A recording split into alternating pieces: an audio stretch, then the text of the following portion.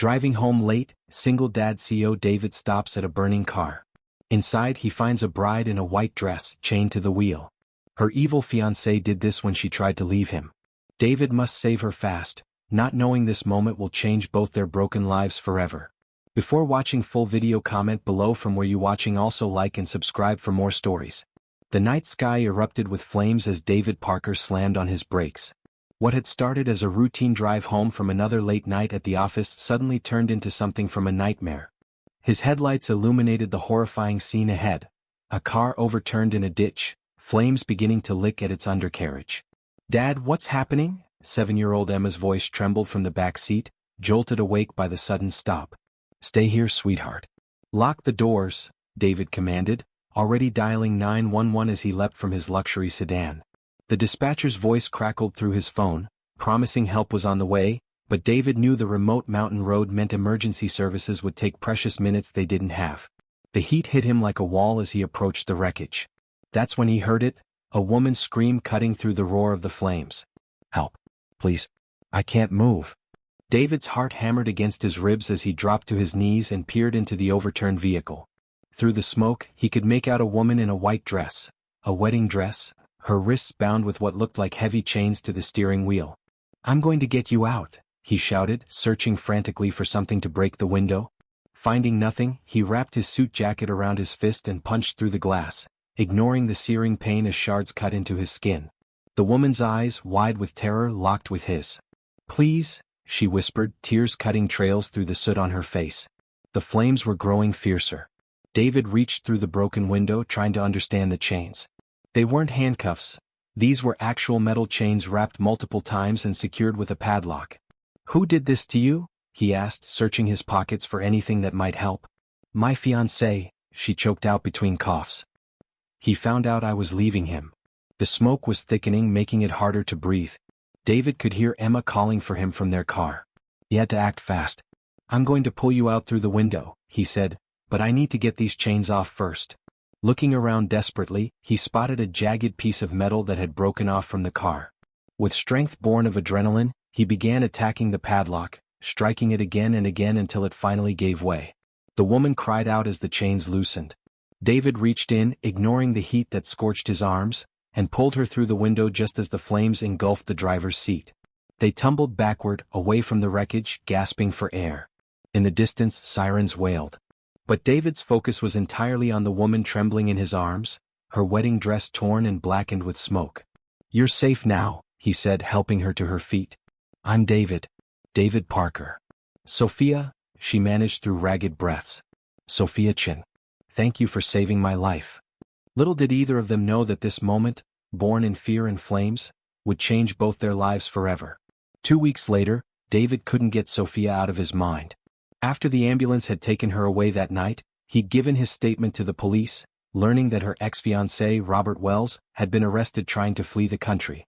The story had made the local news. Wealthy businessman Robert Wells had chained his bride to her car and pushed it down an embankment when she tried to leave him just hours before their wedding. "Dad, you're doing it again," Emma said, poking his arm with her fork at the breakfast table. "Doing what?" David asked, blinking back to reality. Staring at nothing. "Are you thinking about the lady from the fire?" David smiled at his daughter's perceptiveness. "I am, actually. I was wondering how she's doing." Emma nodded solemnly. "You should find out. Mom always said helping people is important." The mention of his late wife sent the familiar pang through David's heart. 3 years had passed since cancer had taken her, leaving him to raise Emma alone while running Parker Technologies, the company they had built together. "You know what? You're right." David pulled out his phone and called the hospital. After several transfers, he learned Sophia had been discharged a week ago. That afternoon, David found himself outside a modest apartment building across town, holding a small bouquet of flowers and feeling strangely nervous. Emma had insisted on coming along, declaring that she wanted to meet the lady her dad had saved, like a superhero. When Sophia opened the door, David was struck by how different she looked from the terrified woman he'd pulled from the burning car. Her dark hair was pulled back in a simple ponytail, and though a fading bruise still colored her cheekbone, her eyes were clear and determined. "Mr. Parker," she said, surprise evident in her voice. "And you must be Emma. Your dad mentioned you. We wanted to see if you were okay," Emma announced, thrusting forward a handmade card. I made this for you. Tears welled in Sophia's eyes as she accepted the card. This is the kindest thing. Please come in. Over tea and the cookies Sophia had baked that morning, David learned her story. She'd been a kindergarten teacher before meeting Robert, who had swept her off her feet with grand gestures and promises. Only after their engagement did his controlling behavior emerge, isolating her from friends and family until the only people in her life were Robert and his business associates. When I finally found the courage to leave, Sophia's voice trembled. Well, you know what happened next. What will you do now? David asked. Sophia straightened her shoulders. Start over. I've already applied for teaching positions. My parents are in Taiwan and I'm considering moving there, but... She looked around her small apartment. This is home. I don't want him to take that from me too. David admired her resilience. If you need anything, a reference, help finding a position. My company has connections with several schools through our education foundation. That's very kind, but I don't want charity. It's not charity, David said firmly. It's one professional helping another. Emma, who had been exploring Sophia's bookshelf, turned with excitement. You have Harry Potter and Chinese. Are these the same stories? For the first time, Sophia laughed, a genuine sound that transformed her face. They are. I used to read them to my students. Would you like me to show you some Chinese characters? As Emma and Sophia bent over the book together, David felt something shift inside him, a warmth he hadn't experienced in years. Over the following months, Sophia became a fixture in their lives. With David's networking help, she secured a position at a prestigious private school teaching Mandarin. Emma, enchanted by Sophia's stories and gentle way of teaching, begged to learn Chinese and insisted on regular visits. For David, watching Sophia rebuild her life was inspiring. The woman who had emerged from trauma was kind but fierce, determined to reclaim her independence. She volunteered at a women's shelter, sharing her story to help others recognize warning signs she had missed. One evening, as they walked through the park after Emma had run ahead to the playground, Sophia turned to David with serious eyes. I never properly thanked you, she said. Not just for that night but for everything since. You and Emma brought light back into my life when all I could see was darkness. David shook his head. You've given us just as much. Emma hasn't been this happy since before her mother died. And you? Sophia asked, her gaze direct. Are you happy, David? The question caught him off guard. 4 years, happiness had seemed like a closed chapter. Something he'd experienced in his past life, before cancer had taken his wife and left him drowning in grief and responsibility. I'm getting there, he answered honestly. You've helped with that. Before Sophia could respond, Emma came running back, breaking the moment. But something had changed between them, an unspoken possibility hovering in the air. The trial came 6 months after the night of the fire. Robert had hired expensive lawyers who dragged out the proceedings, forcing Sophia to relive her nightmare again and again. David sat in the courtroom each day, a silent pillar of support. You don't have to keep coming, Sophia told him one evening as they sat on her apartment balcony. You have a company to run. Parker Technologies survived when I took 3 months off after Lisa died. It can handle me delegating for a few weeks. He reached for her hand. You shouldn't face this alone. On the day Sophia was to give her final testimony, disaster struck. Emma woke with a high fever and the school nurse called David to pick her up. Torn between his daughter and supporting Sophia, he made the only choice he could. Go take care of Emma, Sophia insisted when he called. I'll be fine. But when she took the stand, facing Robert's cold stare and his lawyer's calculated questions designed to make her appear unstable and attention-seeking, Sophia felt her confidence crumbling. The lawyer implied she had chained herself to the car for insurance money, that her relationship with David proved she was a gold digger moving from one wealthy man to another. Just as she began to falter, the courtroom door opened. David walked in, carrying Emma wrapped in a blanket.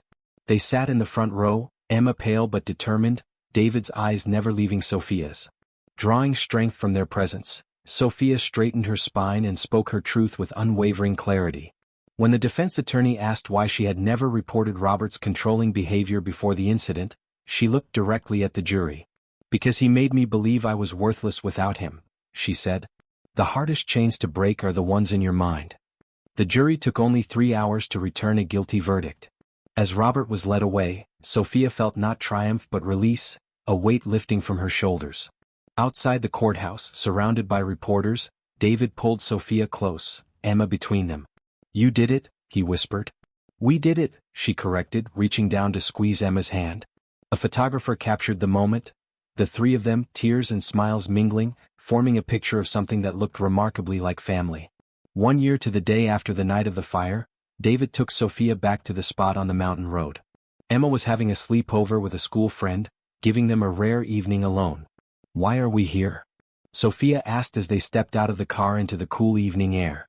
Because this is where our story began, David said, taking her hand and leading her to the guardrail that had been repaired after the accident. And I wanted to show you something. Below them, the city lights twinkled like earthbound stars. The spot where the burning car had come to rest was now covered with wildflowers, nature reclaiming what trauma had marked. It's beautiful, Sophia whispered. Life can be like that, David said, turning to face her. Beauty growing from the ashes of what was destroyed. He reached into his pocket and pulled out a small box. I'm not asking for an answer tonight. After what you've been through, I understand if you're not ready.